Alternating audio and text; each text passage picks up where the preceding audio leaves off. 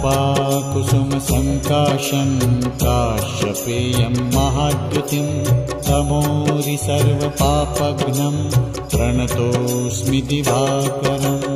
ॐ ह्रां ह्रीं ह्रौं स्वः सूर्याय नमः। ॐ ह्रां ह्रीं ह्रौं स्वः सूर्याय नमः। जपाकुसुमसङ्काशं काश्यपेयं महाद्युतिं तमोरि सर्वपापघ्नं प्रणतोऽस्मि दिवाकरम्। ॐ ह्रां